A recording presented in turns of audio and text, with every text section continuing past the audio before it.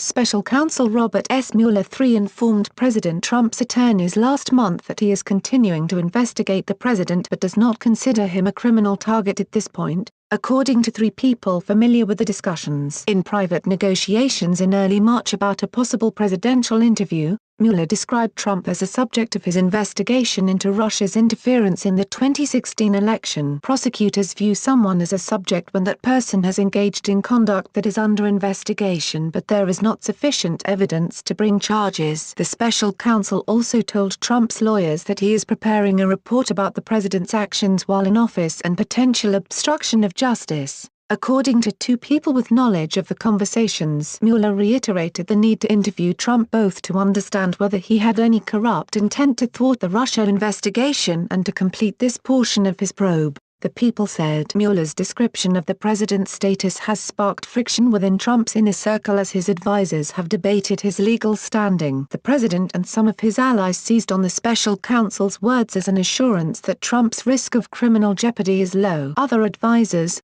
however, noted that subjects of investigations can easily become indicted targets and expressed concern that the special prosecutor was baiting Trump into an interview that could put the president in legal peril. John Dowd, Trump's top attorney dealing with the Mueller probe, resigned last month amid disputes about strategy and frustration that the president ignored his advice to refuse the special counsel's request for an interview, according to a Trump friend. Trump's chief counsel, Jay Sekulow, and Dowd declined to comment for this report. White House Press Secretary Sarah Huckabee Sanders referred questions to White House Attorney T.Y. Cobb. "Thank you, but I don't discuss communications with the president or with the Office of Special Counsel," Cobb said Tuesday. Peter Carr, a spokesman for the special counsel's office, declined to comment. The wide-ranging special counsel investigation, which began as an examination of Russia's interference in the 2016 election, has expanded into other areas, including whether Trump sought to obstruct the probe. Mueller's investigators have indicated to the president's legal team that they are considering writing reports on their findings in stages, with the first report focused on the obstruction issue,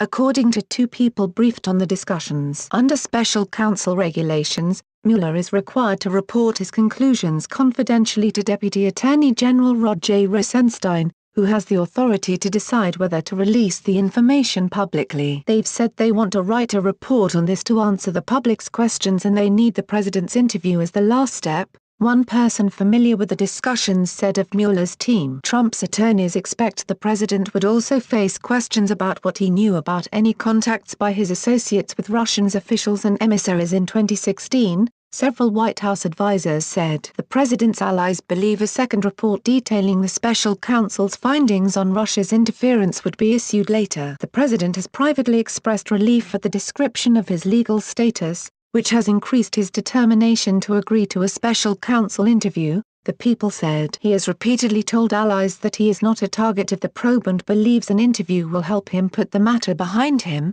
friends said. However, legal experts said Mueller's description of Trump as a subject of a grand jury probe does not mean he is in the clear. Under Justice Department guidelines, a subject of an investigation is a person whose conduct falls within the scope of a grand jury's investigation. A target is a person for which there is substantial evidence linking him or her to a crime. A subject could become a target with his or her own testimony, legal experts warn. "If I were the president, I would be very reluctant to think I'm off the hook," said Keith Whittington, a professor of politics at Princeton University and impeachment expert. "My sense of it is the president, given that information, ought to have pretty fair warning. Anything he's saying in the deposition would be legally consequential. Depending on what he says, it could wind up changing how the special counsel is thinking about him." Still, several legal scholars and impeachment experts believe Mueller may conclude he does not have the authority to charge a sitting president with a crime under an opinion written by the Justice Department's Office of Legal Counsel in 1973 and reaffirmed in 2000. If Mueller finds Trump engaged in criminal conduct,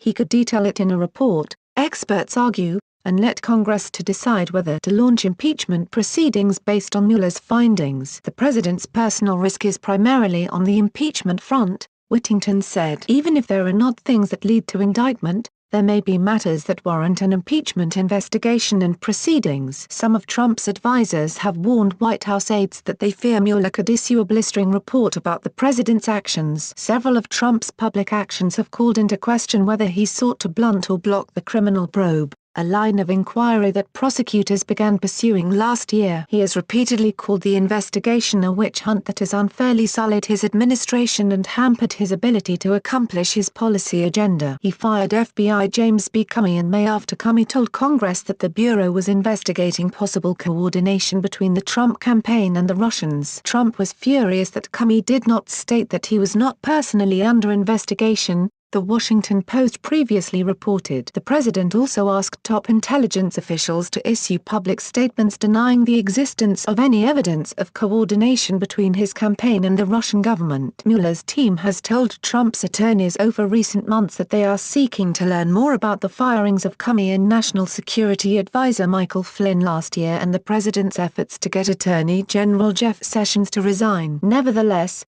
Trump has repeatedly expressed an eagerness to sit down for a voluntary interview to answer Mueller's questions, a move Dowd believed would be a mistake. According to a longtime Trump friend, Dowd told the president the case against him was weak, but warned Trump he could create criminal jeopardy for himself if he agreed to an interview and misspoke under oath. The friend said Dowd repeatedly pointed to the Trump campaign advisers who have pleaded guilty to making false statements in the Mueller probe, including Flynn, advisor George Papadopoulos and former campaign official Rick Gates. Mueller hasn't hesitated to charge people for lying on some pretty tangential stuff, said Solomon Weisenberg, a former deputy independent counsel in the probe of President Bill Clinton. However, Sekulow and Cobb gave the president the opposite advice as Dowd, that it would be politically difficult for Trump to refuse to answer questions after insisting for months there was no collusion or crime. According to three people familiar with their advice, Weisenberg, who interviewed Clinton about allegations that he obstructed justice,